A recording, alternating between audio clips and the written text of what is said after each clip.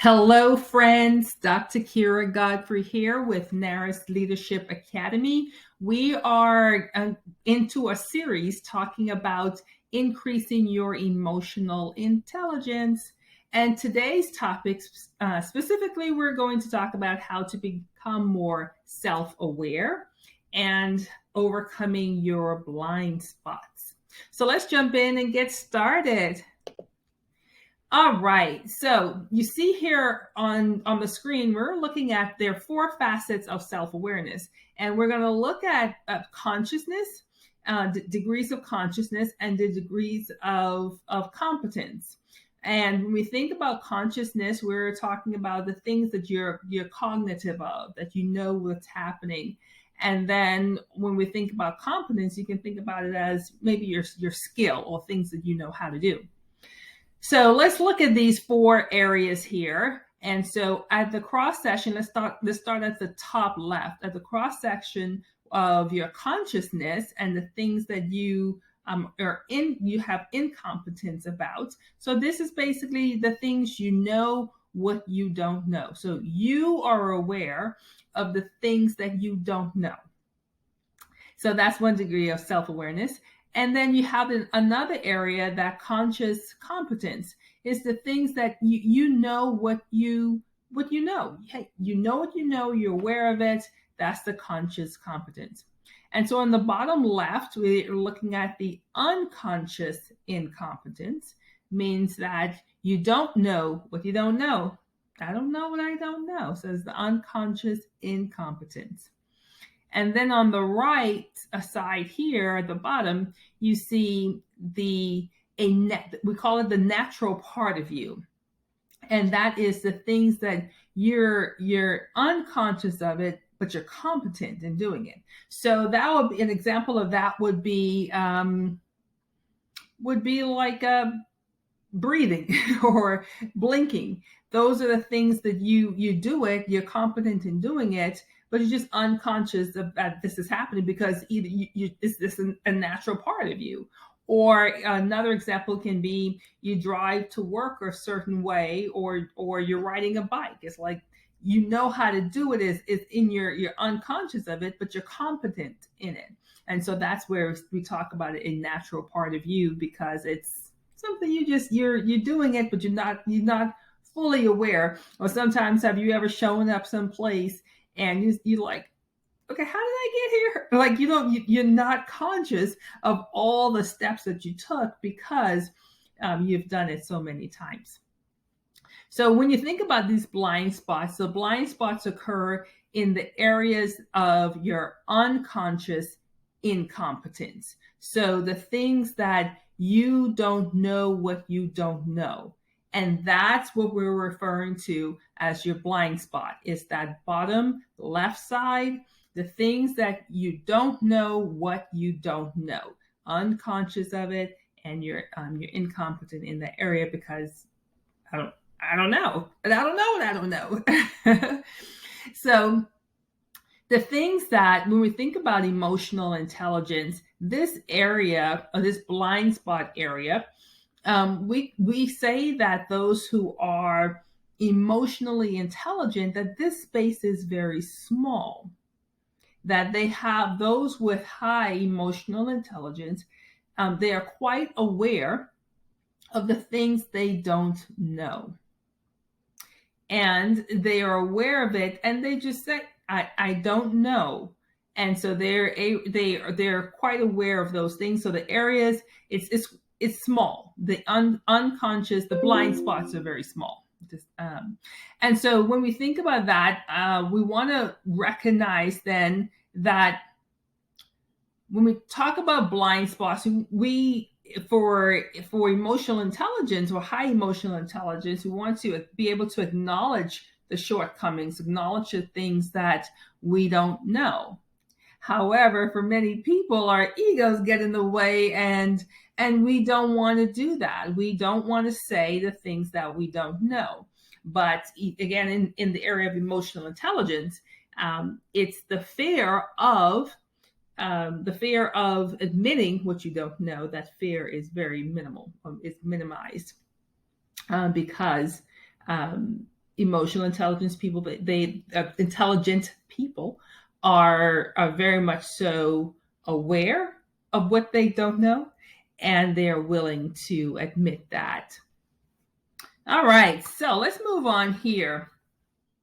Now that we get a clear understanding of, or we have a clear understanding of blind spots, and we understand the facets of self-awareness, I would add here, and for many of you who may be familiar with the Johari Window, and it's a window or a philosophy that's by two philosophers, Joe and Harry.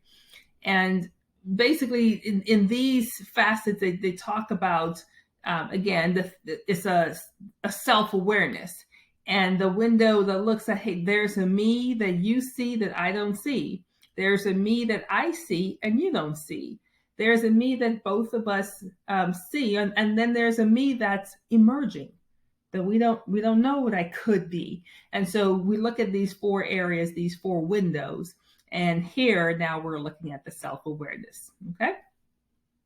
All right, so let's move on here. Let's talk a little bit about some common blind spots that may occur. Again, these are the things that we're unconscious of, and also the incompetence.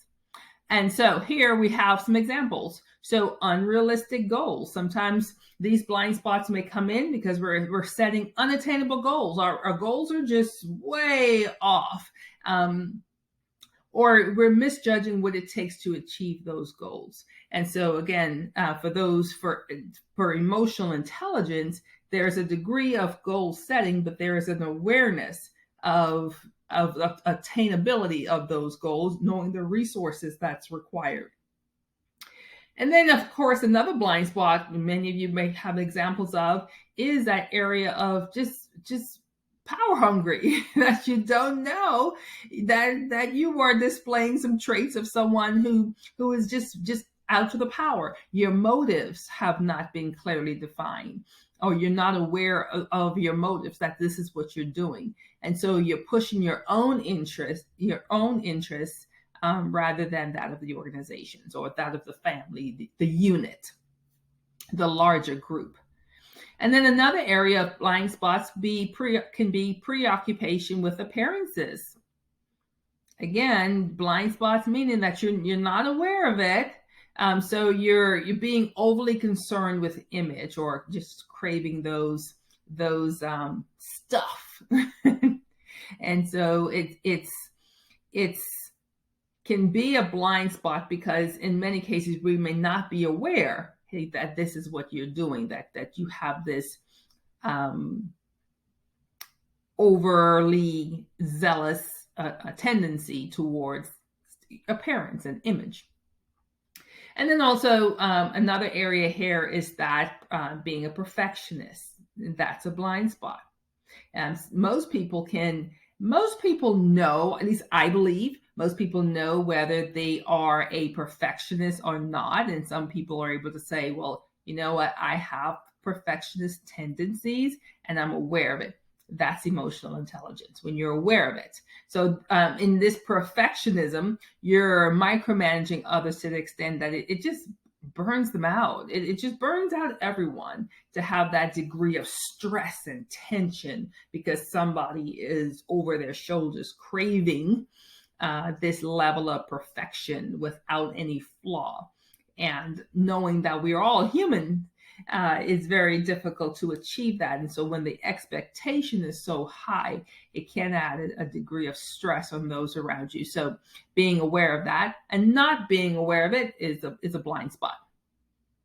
Okay, let's look at another slide here. I want to talk about, so if we know that these areas are blind spots for us, if we know that those with low emotional intelligence have these blind spots, let's just talk about a few ways then that you can overcome those blind spots. Let's do that.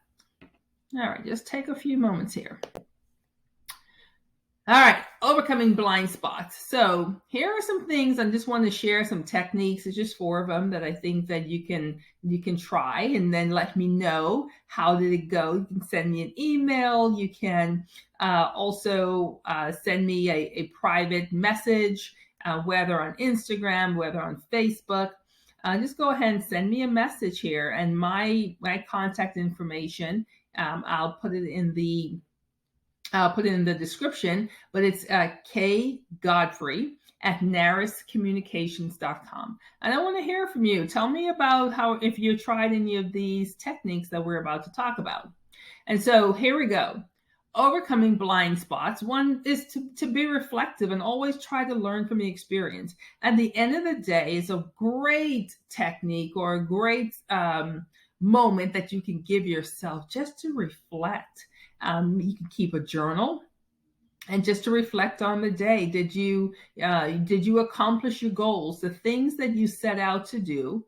And I suggest writing your goals the night before, and the things that you set out to do the next day. At the end of that day, reflect, pause, ponder. How did it go? How did it go? And just giving you that gift of sitting and thinking and reminiscing about the day, that can truly help open your eyes to some blind spots. Once you see certain things, and even if you see something and you're like, I don't know how someone perceived that, be willing to just go and ask for feedback. Be open and brave and bold to ask for feedback, and then be open when you get the feedback. So again, you do your reflection and you decide that, I could have done something differently. Let me talk to those who were around me and let me get their input on what happened. So be open to the feedback once you get that input. Now, that's one area. You sought out asking for feedback. But there's another area where someone may give you unsolicited feedback. And that's a great way to overcoming your blind spots as well, where you are inviting those that come to bring you feedback. I say that feedback is a gift, and I think that's a gift that some people don't always want. But when someone takes the time to think about an action or to think about an event, and they're taking the time and they're pausing to come to you and to present their insights to you, be open to receiving those insights. Yes, that's a part of your emotional intelligence of being open to this feedback. And again, if you're interested in overcoming blind spots, if you're interested in being more self-aware, this can truly be a way to help you. All right, let's look at another one here. To commit to continuous learning and self-development. Programs like this, or where we are just talking and you're open to just coming on and listening and being able to, hey, let me take some notes. Let me just try it. Let me just try reflecting at the end of the day. Let me try to be open to feedback from others. Go ahead and read, watch documentaries and history of other people's lives. Just being willing to learn any way you can, or learning something new. I always say learning doesn't necessarily have to be in the classroom. Yes, I have a doctorate in education, and to me, I love learning. I'm a lifelong learner. Like, that's just me. I love learning. I love learning something new every day, and I'm open to it.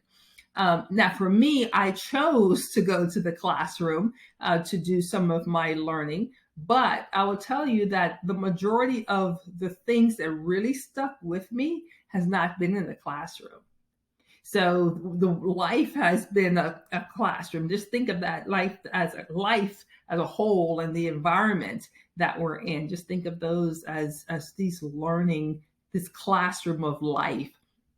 And you get to learn. You get to learn from your family members as they share their insights. You get to learn about your history by talking to elders and talking to others. And this way of self-development through perhaps a mentor or a coach or someone that you respect and that you think that, hey, I can learn a lot from this person. I can learn from being around this person. I feel comfortable connecting with this person and allowing them to speak into my life, and I value their opinion. Those are great ways in which, yes, you can continually learn and you can develop yourself. All right, let's look at another way here. So one way also too, I want to just close out here with that maintaining a realistic perspective of yourself. And when we think about that self-awareness to that degree is a great part of emotional intelligence, because that's an area of that self-regard and self-esteem. How are you regarding yourself? Are you regarding yourself higher than you ought to be or lower than you ought to be? So maintaining a realistic perspective about yourself is going to be a great part of overcoming those blind spots. And again, if you cannot see, if you don't know if your perception of yourself is realistic or not, talk to the people around you. They'll tell you. They'll let you know, and be open to what they have to say. So I want to end with that. Thank you so much for spending your time with me as we talk about overcoming your blind spots, increasing your self-awareness. I'm going to be doing these deep dives into different aspects of emotional intelligence. And I appreciate you spending time. If you have any questions, I would love your feedback. You also have an opportunity, if you want to set up a call with me and just have a conversation about your blind spots, we can definitely make that happen. But first, reach out, send me a message, share your email address, and I'll go ahead and reach out to you and we can have a conversation. All right. Take care. Enjoy the rest of your day. And thank you so much for spending some time. Take care. Bye-bye.